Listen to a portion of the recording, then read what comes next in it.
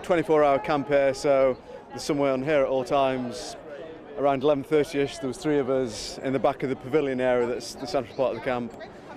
And we heard a bit of a commotion at the front, and we came to see what was up, and there was a group of about 10 lads all hanging around the front of the camp, and one of them was smashing down, ripping down the banners in a frenzied way and shouting "Fuck Palestine," and they threatened to encroach on the camp. So we went up to challenge them and sort of said what you're doing, and they're saying like "Fuck Palestine," and one of them sort of fronting up to us and all that. We sort of engaged them a little bit, and I asked one of them, so why are you saying "Fuck Palestine"? And I said, what, do you hate Palestinians? And he said, yeah. And I said, do you hate Arabs? He said, yeah. So I said, you don't like white people? And he said, yeah. And I said, so you're a fascist then? He said, yeah. And he says, basically you're a Nazi. And he said, yeah. And I asked the Nazi thing again. He said, yeah. And he was quite pleased with that. So there was 3 of us there. Keith was filming, and they get very agitated that he's filming and said, what are you filming for, mate? And that eventually leads to them sort of like trying to stop him filming, and then so going for him. There's him and my other mate here, Moeen, who's trying to stop them. So they're basically going for Keith and Moeen. We were a bit outnumbered, but we stood our ground. We didn't abandon the camp, although we took a few hits. One of our friends, he dislocated his shoulder. 3-4 guys were just on him, punching away. So. After everything that happened, you get some time to think about what happened, what maybe motivated the attack. And, there's no doubt about it that it was a hate crime, and it was very racially motivated.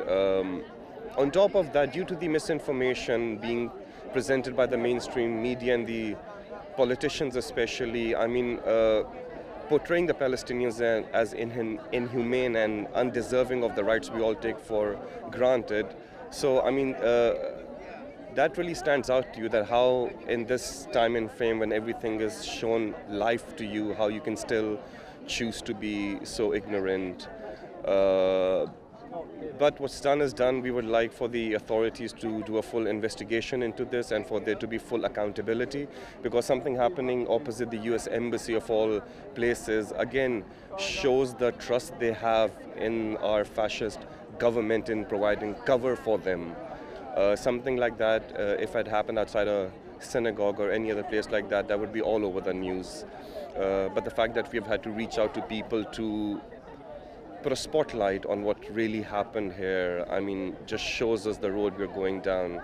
I'm not going to say much, because if I do, I'll get too emotional. But I just want to say it's such an honor and humbling to be here with all of you. Thank you, Serge. Thank you for working with us. Thank you for all the allies that are here. Thank you for Ayjan. Thank you for everyone that is here tonight. And I'm just overwhelmed. I just want to say, Community Camp for Palestine was established last year, April. We did a week and then stopped. But in September, we knew we had to come back. So we came back in September, and we've been here ever since. Could everybody who's linked with CC for Power just wave your hand? Just see, these are the people that have been keeping the camp going.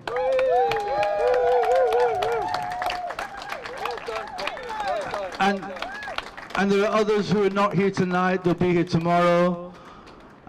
And if you want to speak to us, come up to us. Some of us have got these T-shirts on. But you can, anybody that raised their hands, speak to them. We've been here since September. It's 24/7. Now I tell you, through the winter, that was not easy to have people here at night. But we've made it through the winter, and we're now in spring, and things are picking up, and more people are joining us, and the camp is still going. I was in it from the start, but I never kind of got too involved, but until recently. Now I've become more involved. It's my life. That's all I do. I don't do anything else. I'm here or planning for here, and everybody's the same. It's not just me. Everybody who's linked with the camp, it's their thing now. We've got to stay here until things change. And the change is coming. The change is definitely coming. More and more people are understanding what is going on. And if each of us here just speak to 10 other people and let them know what's going on, the word will spread. Our demands are here that our demand is mainly to our government to stop arming Israel.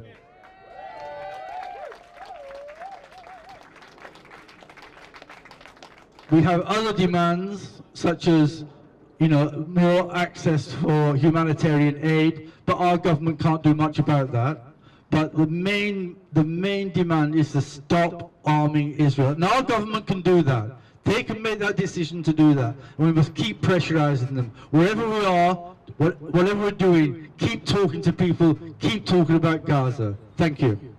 Today, we are marking the start of a collaborative effort to not only expose Israel's colonialist, expansionist, supremacist, and genocidal nature, but also together, we are making it clear to the USA and to the UK government, alongside the global economic and political elites, that we are not going to be silenced, that we are not going to submit to a state repression, that we are not going to allow the narrative distortions and the lies spread by the mainstream media to suppress our expression, cloud our minds, or weaken our spirits.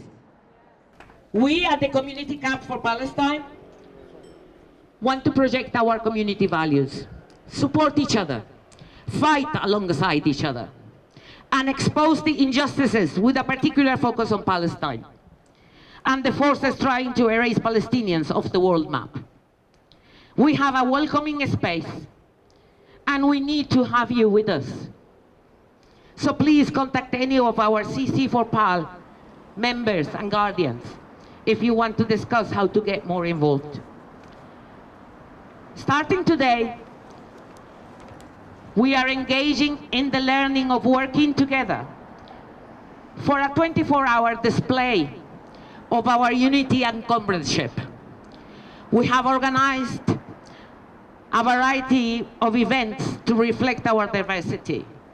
This has been done in very close cooperation with the Surge. I just want to say, Palestine has become the epicenter.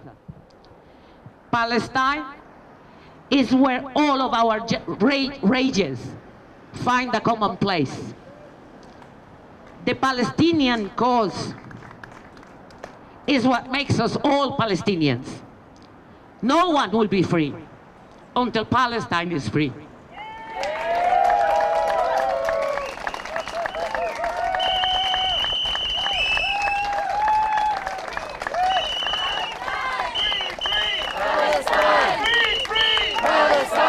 Doing something like this in unity across the globe is really, really what we need now.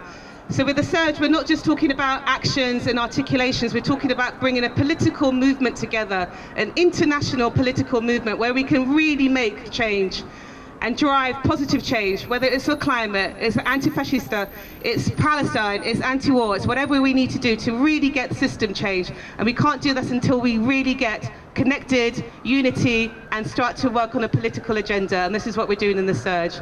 I'd also like to say thank you to everybody who came today. This is so beautiful. It makes me choked up when you see all these amazing flags flying, the Latino flags, the Surge flags, the XR flags, the Dove of Peace. And this is what we need. We really need unity in our movements. We need it across the board. So I want to say thank you all for coming. Please come back tomorrow as well. We ask you to bring your banners and bring some friends as well. We need a lot of you. And thank you for coming and have a great day. Thank you. I'm in contact with a few people in Gaza. One of them is my friend Abdul Karim, who we've been fundraising for. I asked him to give me a few words that I can read out to you today. And he said, Tara, it's really difficult to just give you a few words.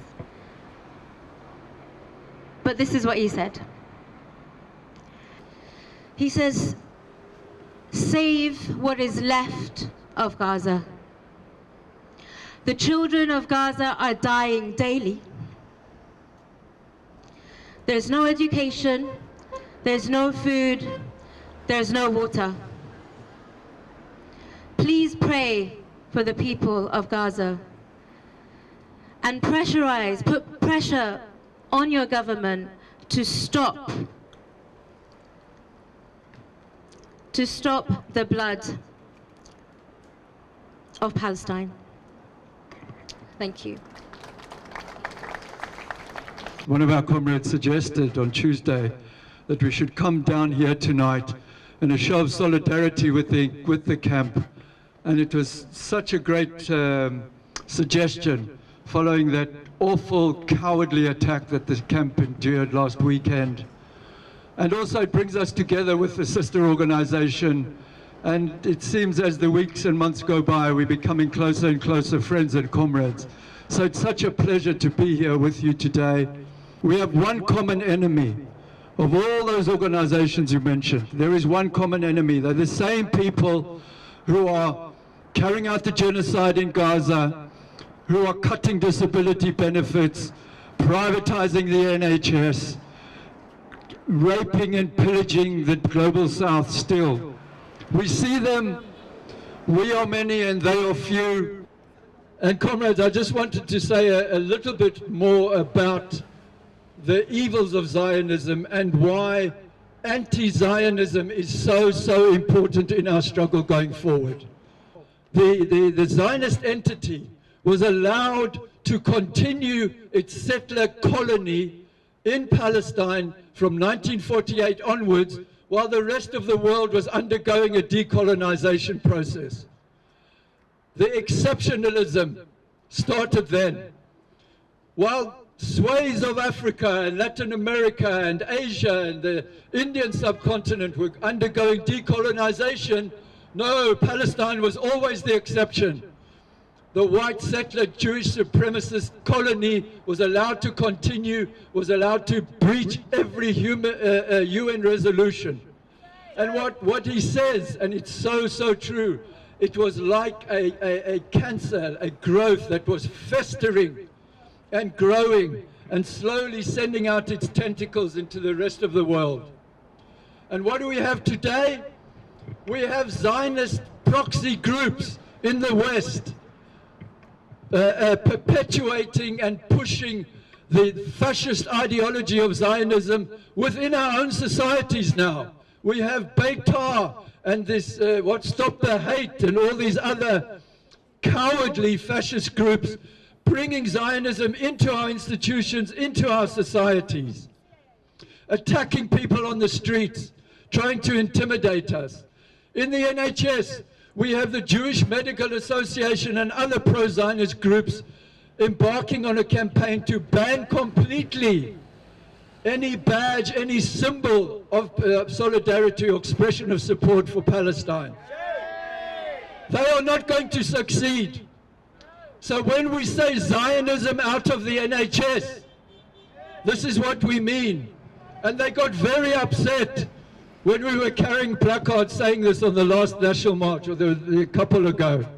They get very upset when you condemn Zionism. Why? Because they cannot label us as anti-Semitic, because we are not criticizing Jews and we should not. And it nails them to the mast. It nails them because we can call it out for this racist, fascist ideology. So comrades, please keep this central in your discourse. When you talk to people, right?